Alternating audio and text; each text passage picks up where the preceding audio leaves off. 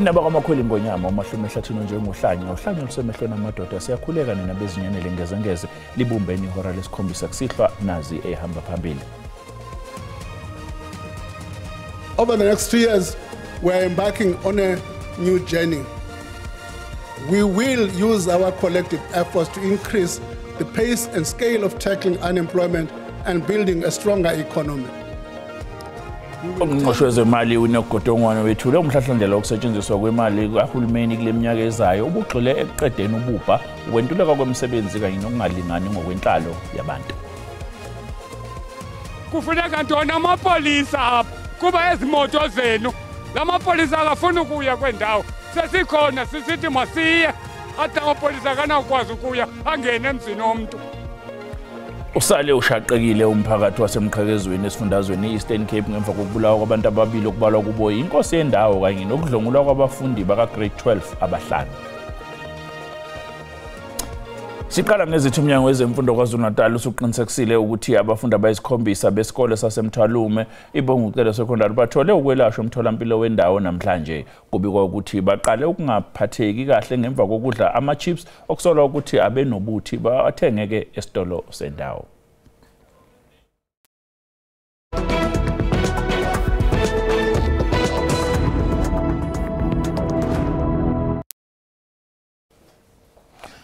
Ungqongqoshe wezemali uNokgodongwana wethule inkulumo yomhlahlandlela wokusetshenziswa kwemali kule minyaka ezayo eParliament namhlanje. uGodongwana ubalule ukuthi lo mhlahlandlela wokusetshenziswa kwemali uzogxila ekukhuliseni umnotho ukwehlisa izinga lobubha kanjalo nokubhekana nokwentuleka kwemisebenzi.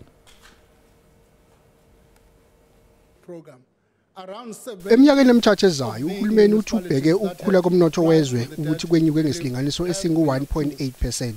Nathe kuvunwa izimo ezifana nokuthi abatshali imali banethemba lokufaka imali yabo kuleli izinga lokwehla kwamandla emali eliphansi ngokunjalo nezindleko zokweboleka. Ungqongqoshe uGodongwana uthe kule minyaka emithathu uhulumeni uzobhekana ngqo nodaba lokwentuleka kwemisebenzi. Madam Speaker, over the next 2 years we are embarking on a new journey.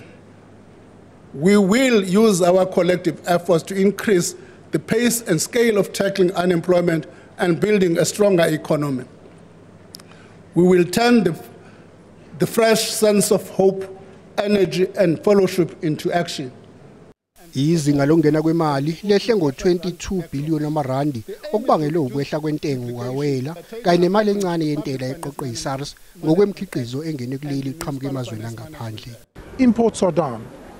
When the estimate was done, the assumption was that imports would grow by 1.9% and actually it has contracted by almost 3.5%. So there's a huge swing of almost 5.5%, and that then knocks on to all of the import taxes.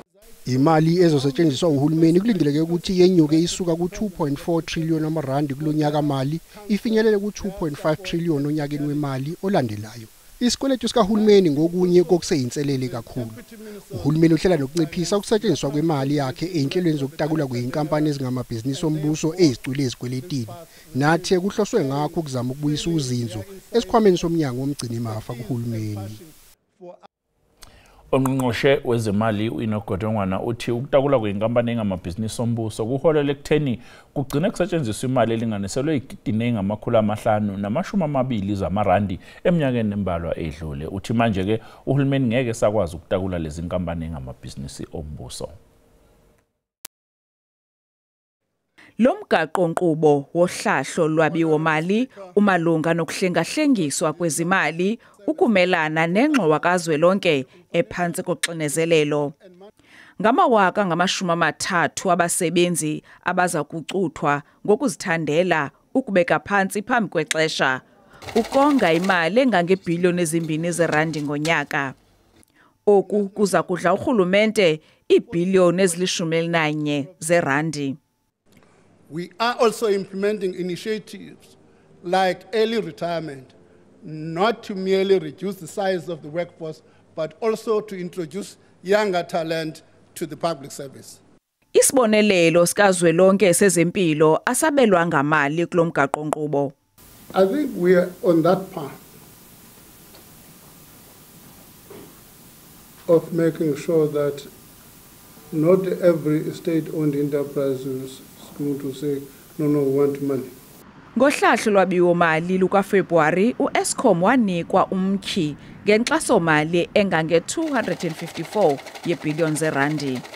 Khangakwazi ukuyifumana iphelele le mali emva kokufadala ukuphumeza eminye imiqathango ehamba nayo. Kwenziwe uhlengahlengiso nakwiindleko zamajoni omkhosi wokhuselo woMzantsi Afrika atyalwe kwiDemocratic Republic of Congo. Dinglulama Matya weendaba ze-SABC eParlamente eKapa. Kusenjalo aphawulile amaqembu ezombusazwe ngenkulumo kaNgqongqoshe wezemali u-Enoch Godongwana. We've got a Deputy Minister of Finance who's been working very closely with Minister Godongwana in this, but I think it is a collective reflection of the priorities of the Government of National Unity and a good precursor to the medium-term development plan that will come out in January. And I commend Minister Godongwana for the right diagnosis, but now also giving us the right remedy. In 2018, under President Zuma, GDP per capita was sitting at 82,000 rand. Under President Ramaphosa's leadership, this figure has dropped to around 78,000 rand in 2024. This decline reveals a shrinking economy with limited opportunities and increasing poverty, especially for the black majority. While we reject the budget, and what South Africa should actually notice is that it's the first neoliberal budget of the coalition of the DA and the ANC, which prioritizes the racialized apartheid styles of economic growth, and its intention is to continue privatization of strategic sectors of our economy. As GNU partners, we are very much welcoming to the medium-term budget policy statement that the finance minister was delivering today. We believe that there is quite a number of positives that we can draw out of it. When I look at today's budget speech, it felt like a continuation of more of the same with new appropriations. What's going to be important is that we're going to need a radical change if we're going to achieve the objectives that we need to do. And that's going to be important about limiting the size of the cabinet, making sure we give money towards infrastructure build, and managing debt servicing costs. Vele ndawenye inyana zezisebenzi COSATU kanye neSAFTU iphakamisa ukuthi kusungulwe imigomo yezomnotho ezofula laba abadla imbuya ngothi kulelizwe. Inyana zezisebenzi zethule uhlulazo lwezikhalo ngaphambi kokuthi ungqongqoshe wezemali u-Enoch Godongwana ethule umhlahlandlela wokusetshenziswa kwemali kule minyaka ezayo la eNingizimu Afrika. Amalunga lezinyunyane aphume ngobuningi ukuzozwakalisa ukungenami ngesimo somnotho wakuleli. Lezinyunyane zifuna uhulumeni atshale imali ethe xaxa kwezemfundo kanye nakwezempilo. As a result, we have 40% vacancy rate in our hospitals. We don't have specialists across the country. We don't have enough numbers of nurses, doctors, and we don't have infrastructure in our hospitals. If you go there, you spend unnecessary 8 hours in a queue because there's just not enough resources. Lezinyunyana zifuna ukuthi uhulumeni alaxaze imigomo yezomnotho nezithi icindezela abantulayo. They prioritize to make sure that there's an alleviation of poverty. Poverty must be reduced. The inequalities must come to an end. Then the main issue is about job creation. Lezi sebenzi zithi izinga lokwentuleka kwemisebenzi kanye nobubha kuyizinto ezidinga ukusukunyelwa ngokusheshsha. The budget must be very wisely go to all provinces, and the council must spend the money very wisely in the communities, because our community is so rotten from not doing nothing. There's no greens in our community, there's no agriculture in our community. There is work, there is money for agriculture.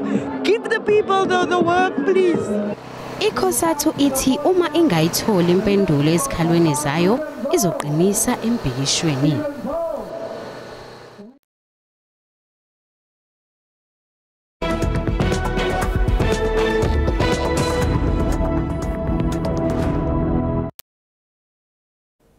Inhlangano yamatekisi ahamba amabanga amade eThekwini KwaZulu-Natal esabisa ngokukhulela ngoqo wesiteleka kanti sinxuse nezinye inhlangano zamatekisi ukuthi ihlanganyele nayo. Abashayeli bamatekisi bathi sebeqinisekisiwe umnyango wezokuthutha esifundazweni ngokuthi seyilungisiwe imvume zabazokusebenza kodwa lokhu babona ngathi akulona iqiniso. SABC ibithumele umlondo kaKhadebe ukuyoxoshela lolu daba. 3 months kube kuqoshwe imoto zethu uduma yena ngomlomo wakhe ethina silandeni imoto la ethina silandeni ifeti ababe sicela ngenyusa sekuusuku lwesithathu namuhla osomatekisi bamabanga amade eThekwini bese sitelekeni. Namhlanje bagasele emahhovisi omnyango wezokuthutha eThekwini bezolanda izimvume zokusebenza. Sibaprovela abantu ukuthi njobe thena ifeti ikhona la ebhodini sesifikile manje ebhodini sitholenya sikho ifeti manje uzoyibusa kanjani kanti esiphethe ngamanga lama document esawathiwa awaqoqwe kuzo-aplayelwa ama-permit kuthiwa aqale phansi futhi kulethwe wona lawo ma-document. Umnyango wezokuthutha uyagcizelela ukuthi izimvume zikhona azilandwe. Kubuhlungu kakhulu ukuthi abantu abangafundanga ama-permit yilabantu abanamatekisi amaningi abafuna ukuthi babonga lonkulu bavimbele abanye abantu. Umsebenzi wahulumeni ukuthi avikele bonke abantu ithuba lebhizinisi wonke umuntu alithole ukuze isimo sethu sibe kahle. Ngibivaliwe ngenkathi osomatekisi bedlula maphakathi nedolobha. Amaphoyisa abizwe ukuthi azolekelela kususwe izimoto ebezivimbe imigwaqo. Londe Khadebe, SABC News eThekwini. Ubukele sathi qwayito lwana manje sibuya sizophathela udaba oluthe. So I enjoyed the campaign, I enjoyed the messaging, I enjoyed, engaging with voters across the country. I enjoyed the contest. Izakhamuzi zaseBotswana beyiphume ngobuningi namhlanje ziyobamba iqhaza okhethweni lukazwelonke lapho umengameli wakuleli yazo uMokgweetsi Masisi ebheke ukuqokelwa kwelinye ihlanda lokubusa lelizwe elingomakhelwane beNingizimu Afrika.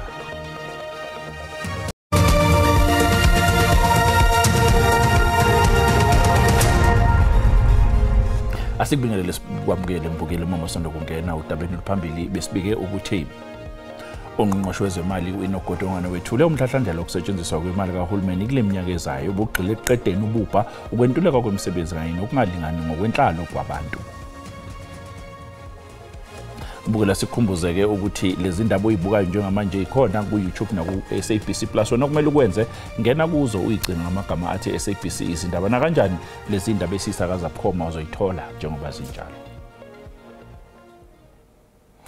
Abazali kanye nabafundi basesikoleni Sidloko Primary eMbuzini eNkomazi esifundazweni eMpumalanga banxusa umnyango wezemfundo esifundazweni ukuthi usheshise inhlelo zawo zokulungisa isikole. Lesikole sinabafundi abangamakhulu 291 singesinye isikole ezishumi-7 eNkomazi esahlaselwa isichotho.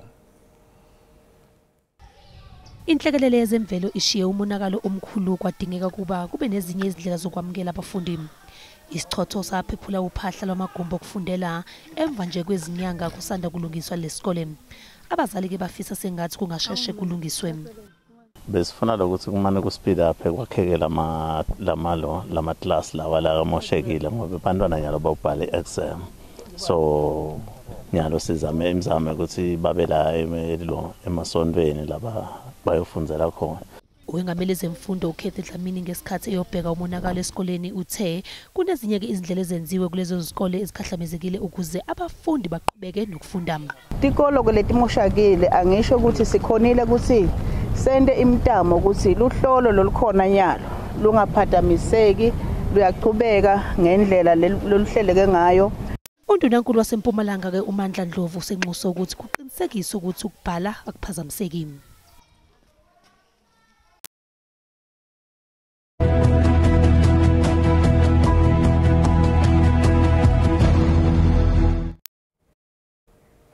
Izakhamuzi zaseBotswana beyiphume ngobuningi namhlanje ziyobamba iqhaza okhethweni lukazwelonke. Umengameli wakuleli yazo uMokgweetsi Masisi ubheke ukuqokelwa elinye ihlandla lokubusa lelizwe elingomakhelwane beNingizimu Afrika.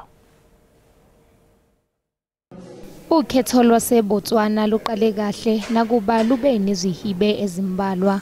Umengameli uMokgweetsi Masisi ufuna elinye ihlandla lokuhola lelizwe. And cabinet has a democratic right, which we have had since 1965, and will never stop. We are a parliamentary system democracy. We respect it. We have term limits for the presidency. We respect that. And I'm going for my last term. So for me, it's a final hurrah. So I enjoyed the campaign. I enjoyed the messaging. I enjoyed, engaging with voters across the country. Amaqembu ezombusazwe aphikisayo athi umlayezo wawo ucacile njengoba efuna izinguquko. We are hoping that the IEC will compensate for the time lost. What we've also picked up is that there's some harassment of some of the the election agents and being chased away from the police stations. And I mean, really, how then are they expected to do their work if they are being chased from police stations? Izinqapheli zokhetho ezivela ku SADC ne-African Union nazo bezikhona njengoba kusingathwe ukhetho. The African Center for Governance Election Observation Mission, today we started our work very early. We observed that polling stations were open very early. Kulindeleke ukuba kumenyezelwe imiphumela yokhetho ezinsukwini ezimbalwa. Umphakathi wasemqhekezweni ngaphandle kwase eMthatha eEastern Cape usathukile kulandela ukubulawa ngehluku kwezaguga ezimbili kwaphinde kwadlungula abafundi abayisihlanu ngesikhathi beyilungiselela ivivinyo zokuphela konyaka.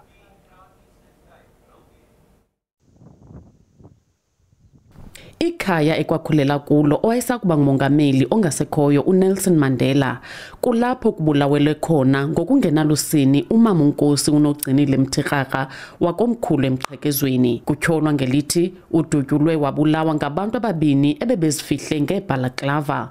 Lonto ishiye abahlali bedandathekile. Ndifumene ifoni ngesithuba sika-3 ekuseni nje ndipha ekhaya.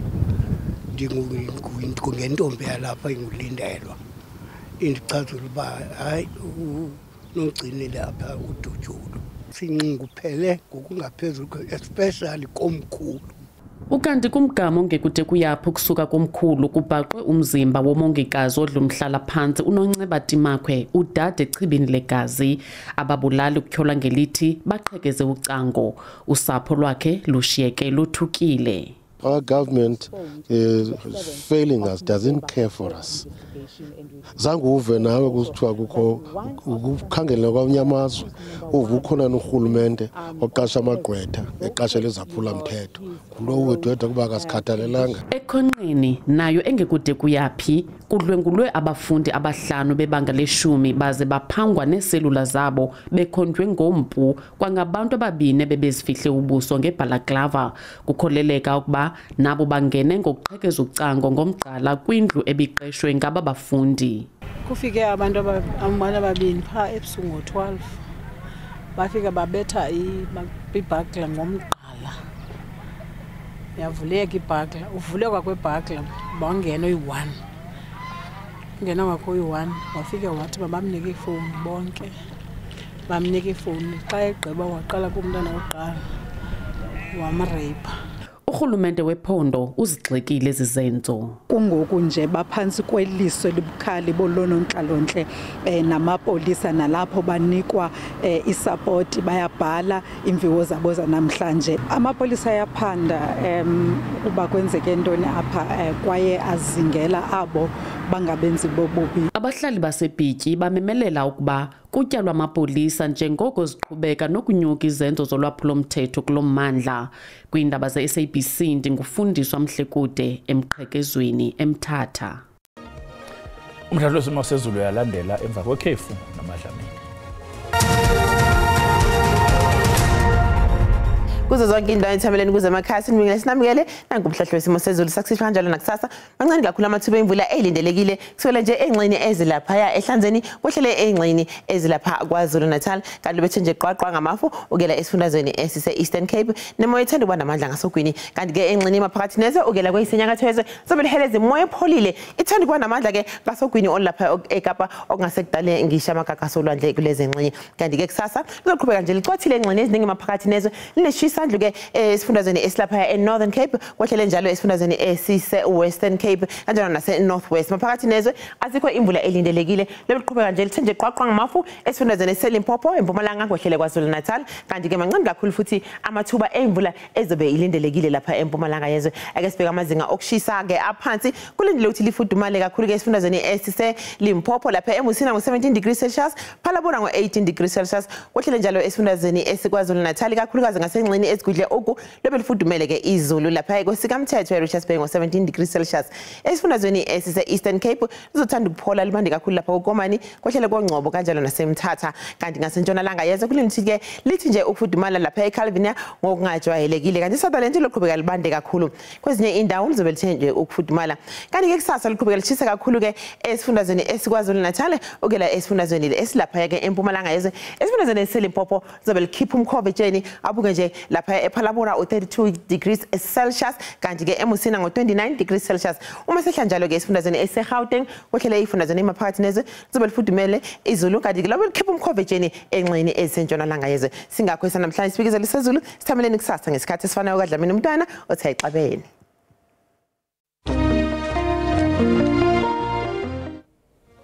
Bogel, usale kahle.